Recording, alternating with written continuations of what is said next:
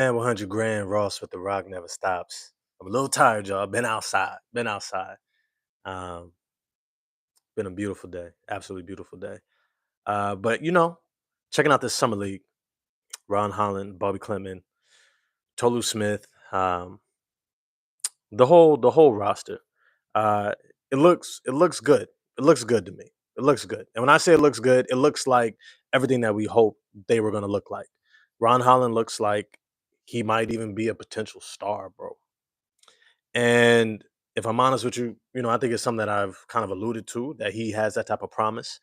I said before that he could easily outprice himself for the Detroit Pistons by the time that he gets to that contract extension time. Um, but then I started thinking about next season. I had initially thought that next season Ron Holland was going to be a maybe that eighth, ninth man off the bench. And the reason why I thought that initially is because JB Bickerstaff loves his veterans, right? And Trajan Langdon didn't spend all that money to bring in Duncan Robinson and Karis LeVert just to have them at the end of the bench. And so Ron Holland, I was forecasting, was going to be probably somewhere around behind Isaiah Stewart, behind Duncan Robinson, behind Karis LeVert. And then somewhere in the mix of Marcus Sasser and Bobby Clement mixed in there. But this team was going to legitimately be, I would say, 10, 11 players deep, legitimately. And when I say legitimately, that means that when they're going 10, 11 deep, each of those guys can give it to the other team. They can be effective players who can push the offense, the defense further, can extend leads, can even play with the starters at times and look like he fits right in. And it really speaks to just the collection of talent that the Detroit Pistons have put together. But it's to say that the more I looked at this roster and the more that I thought about what guys are showing me, the more I'm having to rethink that depth chart. If you go back to an earlier video, I said before that Isaiah Stewart and Ron Holland were going to be the Pistons' two most important players for next year's playoff run. I truly believe that. Their ability to play on both ends, their intensity, their defense, their physicality, some of those things that you really can't teach. And when it comes to the playoffs, as we saw against the Knicks, against teams that are going to be playing more physical, your 3-point shooting gets taken away a bit. You need to be able to go to other things. You need to be able to win the battle of inches. And when we say win the battle of inches, that's the second effort plays. That's the loose ball. That's the deflections. That's the second effort rebounds. That's the flying in on an offensive rebound, tip out to get an extra possession. Maybe flying in to secure a defensive rebound, a crucial defensive rebound, right? A lot of those effort plays, it takes a level of athleticism, size, will, and physicality.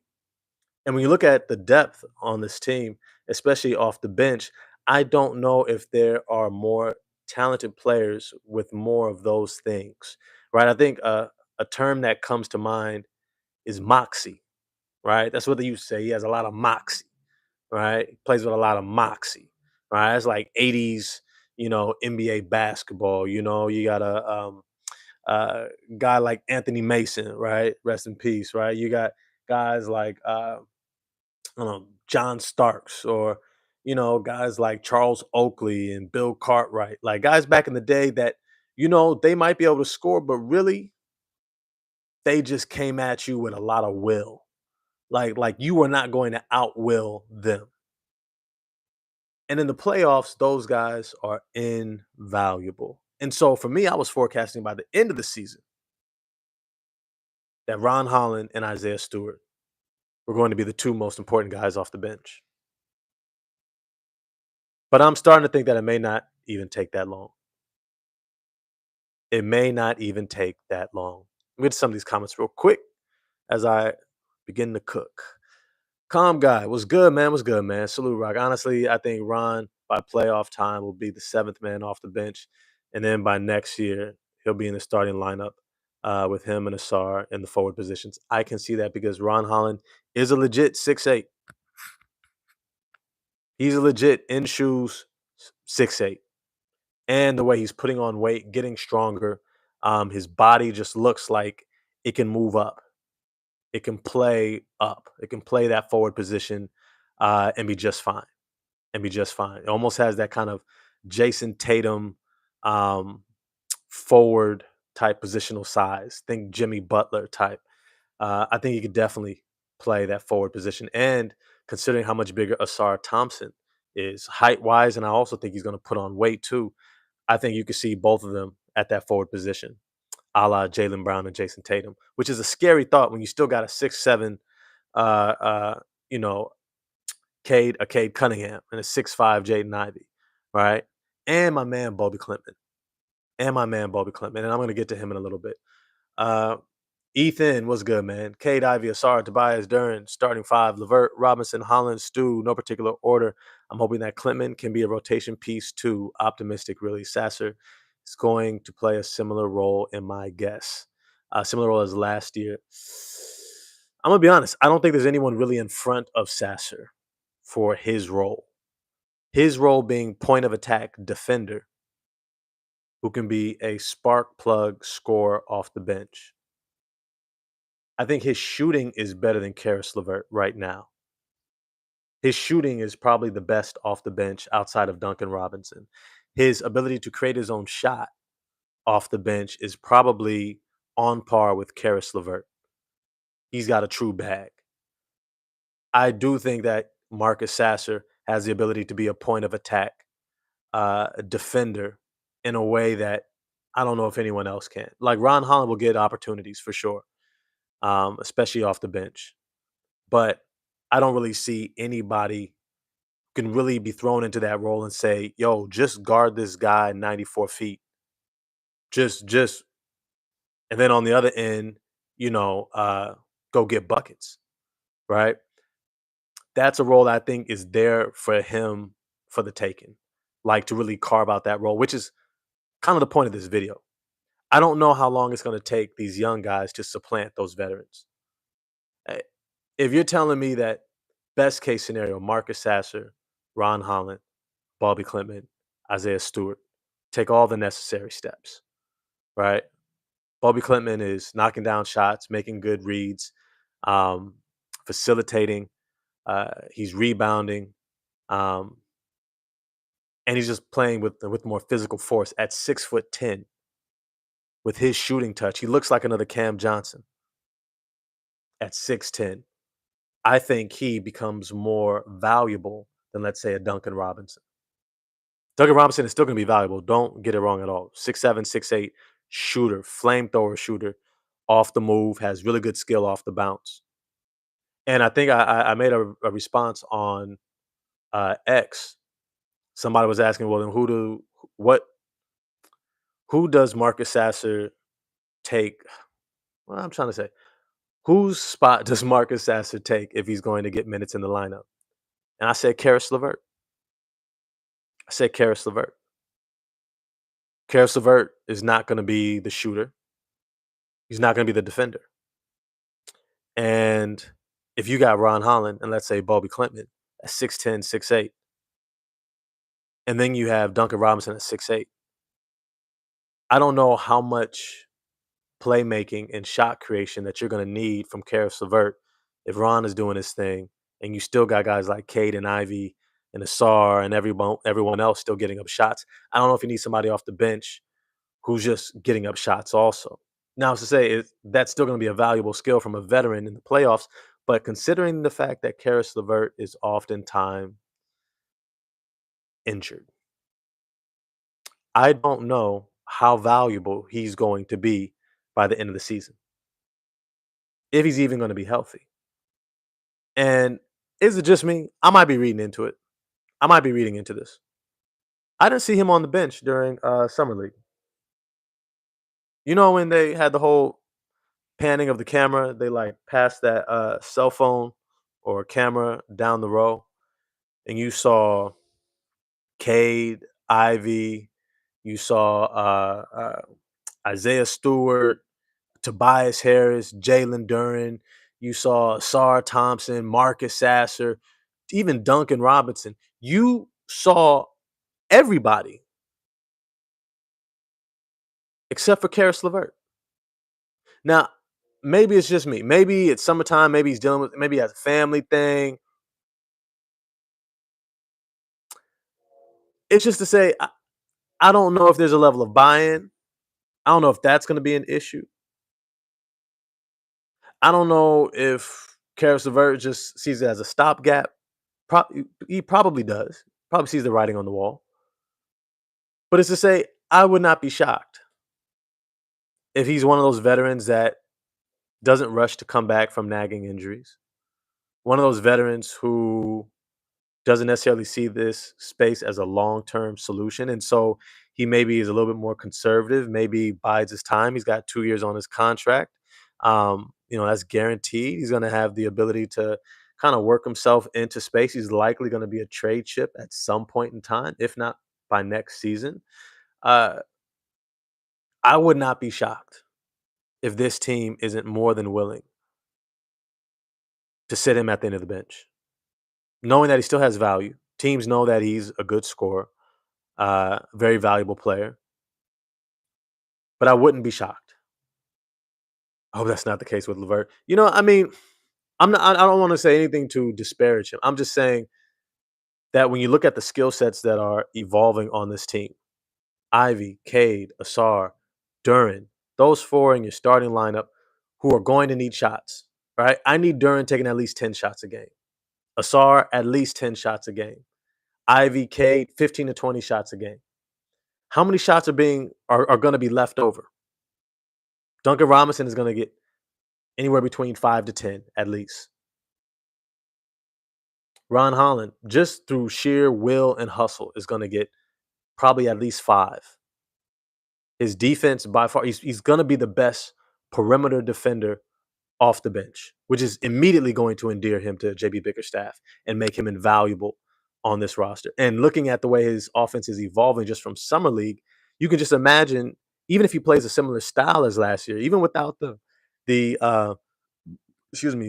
pick and roll action, even without the uh, uh, shot creation, just playing great defense, grabbing rebounds, getting out in transition, straight line drives, attacking closeouts, knocking down open kick out threes. If he just gets an extension of minutes played, he'll be more productive and more valuable to the impact of the game than probably almost anyone else on that bench outside of maybe Isaiah Stewart. But even then, Isaiah Stewart is going to have to relinquish some of those minutes to Jalen Duren as he continues to evolve and grow. Right? What happens when Jalen Duren is no longer getting into foul trouble each and every game? What happens when Jalen Duren is showing more offensive prowess while also still playing really well on the defensive end, defending the rim, gobbling up rebounds, right? All of a sudden, now Isaiah Stewart's role begins to shrink. So you begin to ask yourself, like, well, who are the primary guys off the bench? Who can bring something different? Because you have to also anticipate the minutes from that starting lineup are going to swell as well. Duran with more experience and not getting into foul trouble, etc., like I just explained, now all of a sudden his minutes go from 20s to potentially low 30s. Sarah Thompson is no longer being gently scaled into the season coming off of blood clots. Now he's probably going to get 25 minutes a game. Jaden Ivey is going to get 25 to 30 minutes a game. Cade Cunningham is going to get around 30 to 34 minutes a game. So if all those guys are playing more minutes, what are the significant roles off the bench? Right? Because you don't bring Karis LeVert off the bench and then put the ball in his hands instead of Ivy, instead of Cade, maybe even instead of Asar. Or he's gonna have to work his way in amongst those guys, which I think he can, but it's to say that his role is going to be smaller, which is something that I've been trying to explain for a while. When people wanted to bring back Malik Beasley and Tim Hardaway Jr., I said, man, those guys had great years for us, but they had a role that was not going to be sustainable. Their role was not to be sustained after a season. And I said this before, if you're depending on those two going to the playoffs to play major minutes, your team is not put together well. It's not a slight to them. It's an acknowledgement of who they are. of who they are. So you think there's no chance we resign Waters for his shooting? I think so. I think we could bring back Lindy Waters just for depth, because what he also does is he gives us flexibility, which is the name of the game, right? You want depth, but you also want flexibility. You want roster flexibility. You want guys who have the ability to give you the freedom to be able to move players, because you have other guys who can do what they do well enough, well enough. And so Lindy Waters, I think, brings a skill set, 6'6", 6'7", to be able to catch and shoot. No, he's not as good as Duncan Robinson, not even close. However, best case scenario, Marcus Sasser carves out a role for himself. Let's say Marcus Sasser is doing his uh, what's a good example? Scottie Pippen Jr., best impersonation on the defensive end, and he's guarding 94 feet, and he's making it hell for whoever backup point guard is out there, or whoever he has to see, and just pestering the hell out of him. And then he comes back and he's just getting buckets. And all of a sudden, JB is like, damn, I got to find minutes for this guy. Whose minutes do you think he takes?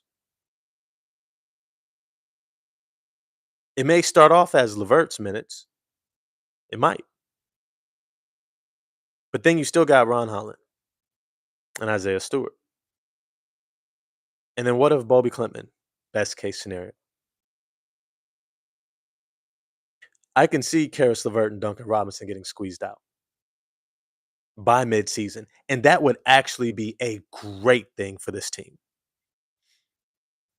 Let it be known, straight up, if Marcus Sasser, Ron Holland, Bobby Klintman, Isaiah Stewart elevate their games so much that they're squeezing out Karis LeVert and Duncan Robinson, that is a wonderful sign for this team. Absolutely. That means that they are not just playing well in their role. They are growing at a rate where they look actually dominant in their role, right? Like some guys are all-stars, and then there's guys who are stars in their role. Like TJ McConnell is a star in his role. Obi Toppin is a star in his role, right? These are the guys, Peyton Pritchard's, they're always in that, six man of the year, one of the best bench players, right? Scottie Pippen Jr. was great in his role off the bench. Um, you got guys like Brandon Clark, or you got, Bobby Portis. These guys that, look, if you say we just need this from you, play to your strengths, they look amazing. If Marcus Sasser, Ron Holland, Bobby Clement take that next step and they force JB Bickerstaff to give them minutes, that is an amazing sign for the Detroit Pistons. Let me get to some of these comments real quick. Joe B, I do think the goal should be eventually. Let me say I miss Bronze Malone. He has a chance we resign. Yep, 100%. Joe B, do you think the goal should be to eventually have Bobby supplant Karis LeVert in a hybrid wing connective role? That is precisely, that is probably the best way to put it. Best way to put his role. A hybrid wing connective role. Right? Think who was a wing connector? Andre Iguodala was a wing connector on offense. Nicholas Batum is a wing connector. Uh, Joe Ingles back in the day. Not that far back in the day, but in his prime, he was a wing connector. A wing connector is essentially someone who can shoot the ball, has good positional size to be able to defend and rebound, but passing is an incredible skill as a connector. It allows you to make other guys better, make the game easy, right? Because when you can shoot the ball and pass at a high degree from the perimeter, what it allows you to do is you can play off of the guys who are stars, right? Moving without the ball, filling in the gaps on the perimeter, getting to the wing or the weak side corner, and you're ready to catch and shoot. but you force a hard closeout when they do pass you the ball so that even if you can't get the shot off, which if you saw Bobby Clinton's release, it's crazy quick. That's why I said Cam Johnson. Reminds me of Cam Johnson, for real. But it's to say that even if you do run him off the line, he's a great playmaker with the ball in his hands. He can put the ball on the floor once, twice, get to the rim, and make a good decision, which is so underrated. And that was something I was honestly really impressed by Ron Holland last season. That when he went downhill, when he got to the rim, he made good decisions. He was not turning the ball over. Uh, uh, he was not locked into this tunnel vision where all he saw was the rim. He saw the rest of the court and was making good drop off passes and reads, gauging the defense and his speed, utilizing body control, athleticism, footwork, and a lot of skill to be able to make sure that he's either getting to the shot he wants or swinging the ball around. Uh, Chaz Lanier, where do you place Chaz Lanier? I'm guessing you mean off the bench. I think he's probably the 11th, 12th guy. He's the 11th, 12th guy. 11th at best, 12th worst case scenario. Um, he's not a better ball handler, point of attack defender than Marcus Sasser. He's not a better shooter right now than Duncan Robinson. And Duncan Robinson has more positional size. And then you have Karis LeVert. They just signed him, paid him. You still got Bobby Clinton, of course, Ron Holland, and then Isaiah Stewart. And then you also have B-ball Paul Reed. By the time you get to Chaz Lanier, you're looking at 12, 13. He's going to get a chance to get acclimated. JB Bickerstaff is not going to rush him at all, right? He's going to let him take his time, figure it out, which is what he should be doing. It's exactly what they should be doing with him. He's going to be fine. And, injuries happen, knock on wood, right? It happens. If an opening comes about, expect Chaz to be able to slide in there. Now, if they want to re-sign someone like Lindy Waters, I'm not mad at that either. Because, like I said, if you know injuries happen, I'd rather have Lindy Waters in the playoffs, who knows the system, knows the guys, has good chemistry, played on this team throughout last season, than the rookie, even if he's an older rookie. That's no indication of where I think Chazanier is going to go trajectory wise. But that's a good point as well to remember to mention Chazanier. I just don't want to put that type of pressure on a rookie though. Let me see. The funny thing. Oh, let me get to Doug here. Hey, my friend, as a Tennessee grad, I'm biased, but I believe Ziegler can grab a spot on the MC cruise. He can play. I mean, sure. That's what's up. That's what's up. I'm glad he can. Um, I mean, the G League is the G League, man. I think the G League is a very talented league. I think it's probably the third or fourth best league out there. I think it's really underrated. Um, but I think when it comes to the NBA, there is a real gap, and it's only going to get wider between the G League and the NBA. And I say that to say is that now teams are getting so deep, right? It's becoming norm to go 9, 10 deep. There's a lot of really good players in the NBA who are under contracts already, who are readily available, who are veterans who know how to win, right? Those guys are going to occupy a lot of spots. It's going to be really hard for guys to earn their way onto an NBA roster. I'm not saying you can't. I'm just saying it's going to be tough. Um, and then when you look at the future drafts, right? Like you still got 2026 draft. 2026 draft next year it blows this year's draft out the water. AJ DeBonsa, Darren Peterson, Cam Boozer, um, what's the name? Something Brown Jr., the point guard uh, who played for the under 19 team, right?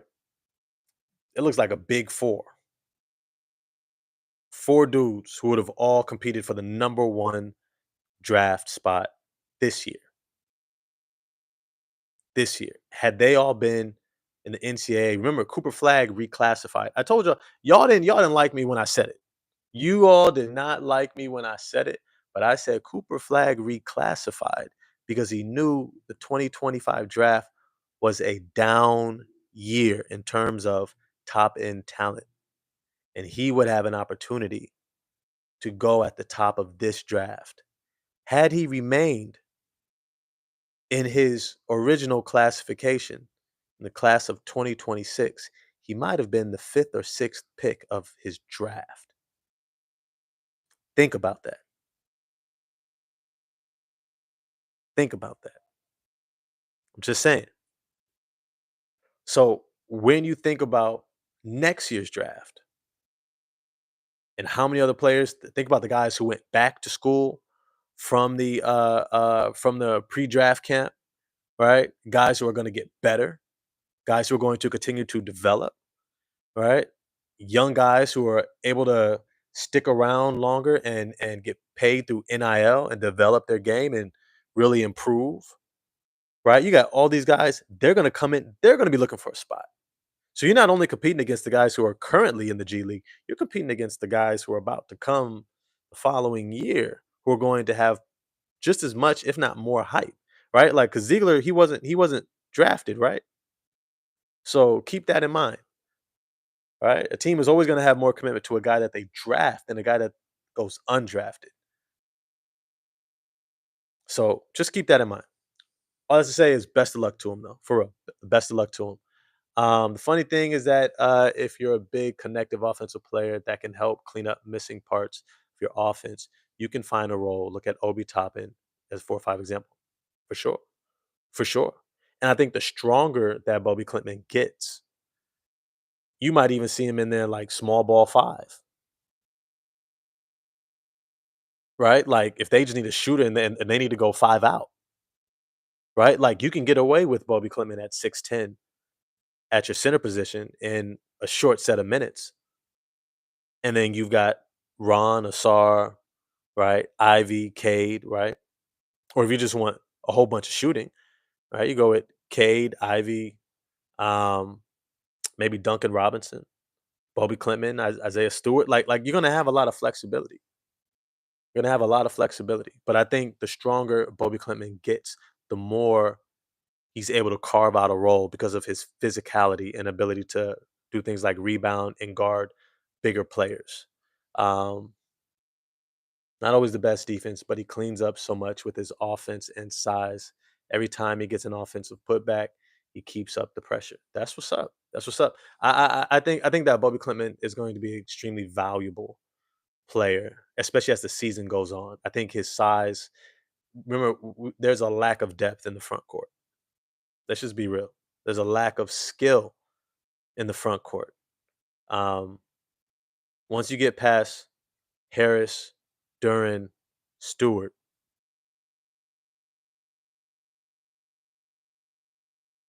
who's hitting jump shots? Who's making deft passes and playmaking, right? Who's doing those skill things while still being able to rebound? It gets real shallow. There is a spot there for the taking. Now, I know we all looking at Ron Holland like, hey, Ron Holland could be up in there. I think so too. I think he will.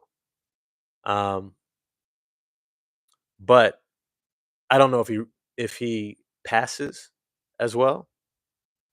I don't think he shoots as well as Bobby Clinton.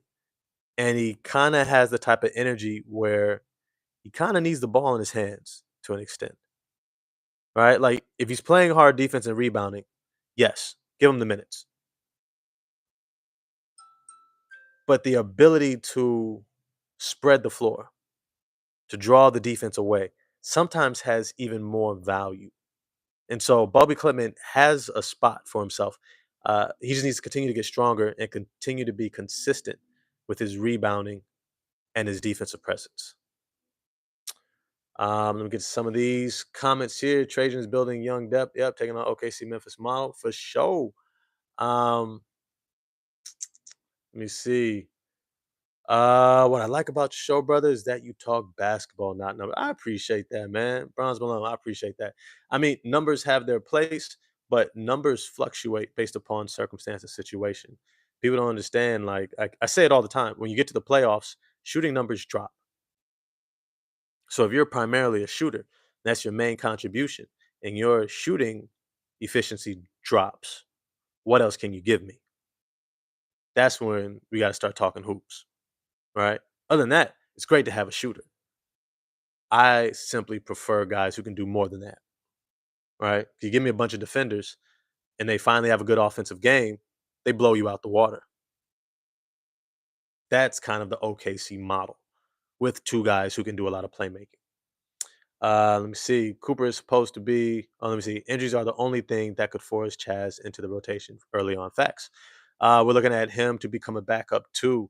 He's not there, and that's not an issue. And I believe that he's going to look good by the end of summer league. I think Chaz Lanier is going to look really good by the end of summer league. First game, kind of during the headlights, kind of getting himself loose and figuring out. It kind of missed a couple open passes to guys. Took a it took him a little bit to kind of like find himself. I think game two tomorrow, I think his future games that he plays throughout the Vegas Summer League, I think he looks a lot better.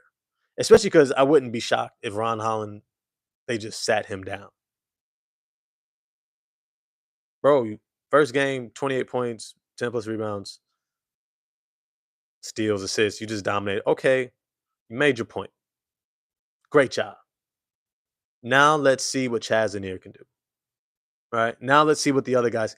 What can Bobby Clintman do with more playmaking? Um, is Holland playing? Yeah,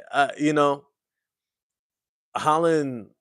Holland is a great talent, and I think I look forward to doing more and more videos about just how talented he is. Keep in mind, please keep in mind, I called it out way back when he was drafted. In fact, before his first summer league, I said him and Asar Thompson are about to wreck shop in the league. That those two on the perimeter defensively are going to terrorize. I believe that was the title of the video. That Asar Thompson and Ron Holland are about to terrorize the NBA. I think that's coming. I think it's inevitable. And I wouldn't be shocked if JB Bickerstaff is like, look, you know what? We don't want to show too much. We don't want to show our hand just yet. Because when we put these two out there, when Ron Holland becomes our sixth man off the bench, all right, first one to come in the game behind Tobias Harris, I wouldn't be shocked at all. The terrorizing shall begin. Side note, smash the like button for me, y'all. It's a small thing, but it's a big thing. Helps out with the channel algorithm. It lets the YouTube algorithm know that you enjoy doing interactive lives with your boy. I truly appreciate being able to come here, talk hoops with y'all. Not gonna keep you on here too long because I know you're probably trying to get out Saturday night. Unless you chill like me and is like, you know what, I'm good for the night. Um, but let's just say, smash the like button for me. I really appreciate it. I'm looking forward to these young guys supplanting the older vets rather quickly. Yeah, ugly for the other team. I'm looking forward to that in a major way. And I don't think it will take long. If what we're seeing in preseason is any indication of the trajectory that these young guys are taking, and specifically Ron Holland and Bobby Clement. All right, Tolu Smith, okay, earned that 14th, 15th guy at the end of the roster spot. Cool. Um, I forget the other dude's name with the locks. Scored a bunch of points. I just see him as a replica of Marcus Sasser. I don't know if he's as good defensively. I don't think he's as good of a shot creator, but he could shoot it. He could finish. He can get to the rim. He's a bucket. Yeah, Dennis Jenkins. Yeah, but I think Dennis Jenkins he's really fighting for that 14th. What he's really doing is he's fighting to get a look by another team. If I'm honest with you, he's fighting to get a look from another team. Right? Childhood best friends with Marcus Sasser. That's what's up. That's what's up. I agree. This young core is solid. That's why I'm predicting in 2027 championship. I would not be shocked by that. Remember, I said next year is not our championship window. The following year, we step through into our championship window. Sarah Thompson has improved his shot like Holland appears to have. To young men gonna shit. Yeah, you know, I'll say this: it, it's not even necessarily about the jump shot. And I've said it many times when it comes to Sarah Thompson. His talent is not evaluated by his shooting, uh, perimeter shooting. I would say it's really about his timing, um, his comfort level with getting to his spots and playing his game. And as he gets consistent extended minutes, he's going to really dominate. Like, think about what Amin Thompson was doing towards the end of the year, not at the beginning when he was still trying to, break the rotation and he had to wait until Jabari Smith Jr. had an injury and then he was inserted into the starting lineup. Think about what it looked like after about a month of Amin Thompson consistently in the starting lineup, and he began to look like the team's best player.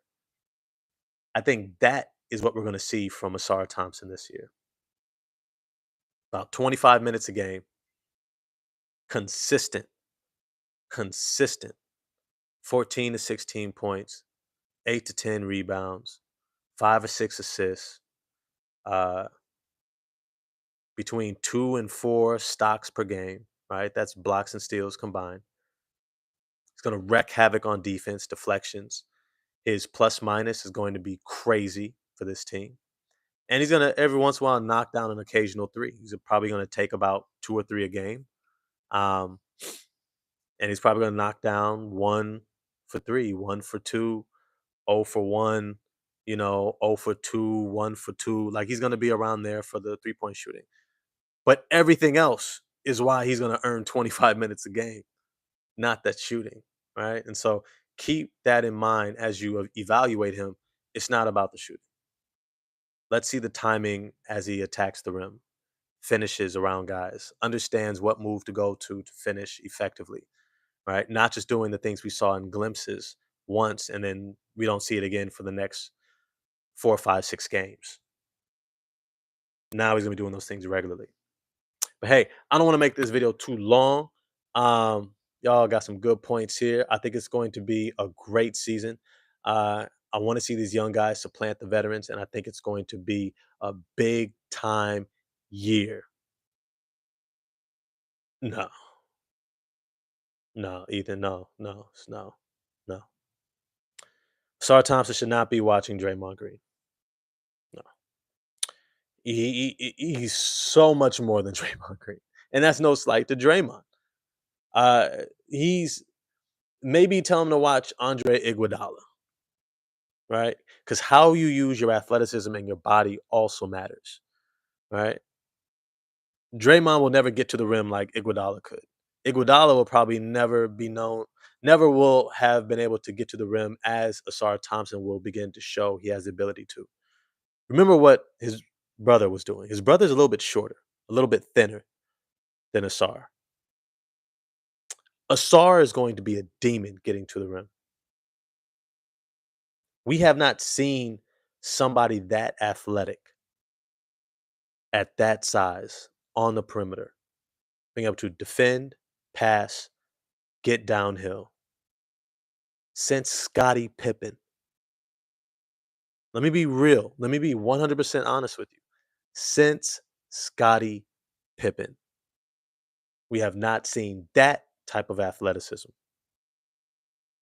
be able to defend at that level while also being able to facilitate and make others better. Scottie Pippen is probably the closest I can probably think of to compare Asar Thompson to. That's who I would have him watch film for. And if anything, let Cade watch those Jordan Pippen minutes. Being like, how did Jordan defer to Pippen so he could score more easily? Um, see, I think Asar should learn at least some of the things from Draymond's game. Asar clearly has more of an inclination for power play, truly. than his brother to specify. I'm not even asking him to model his game that way. That's not what I'm saying. Just want him to see that Scotty is good too. Yeah, I mean, Draymond was great at facilitating, setting up Steph, but I think, yeah, yeah, just very different players. Because I don't even think Jay Ivey is probably be the closest to playing in that manner. Like Jay Ivey might closest play like a Ray Allen at his peak, at his athletic peak. Catch, shoot, catch, drive, get out in transition, do a little bit with the ball in his hands when they run him off the 3-point line. Steph was like majorly trying to catch and shoot, and I don't think Jay Ivey's going to run that much. I don't even think he's going to run as much as Ray Allen did, right? At all. Um, but yeah, yo, I'm gonna hop off. Y'all enjoy the rest of your weekend. Looking forward to this upcoming season, the rest of this summer league. I expect to see Clintman and Chaz Zanir to get bigger roles as the summer league goes on. I think Ron Holland's going to get sat down eventually.